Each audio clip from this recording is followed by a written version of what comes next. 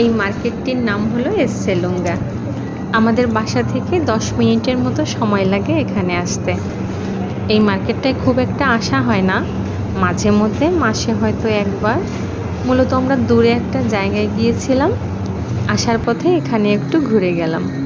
বাবু একটা বই কেনার কথা বলেছিল, এখানে পাওয়া যায় কিনা তাও একটু দেখে নিলাম।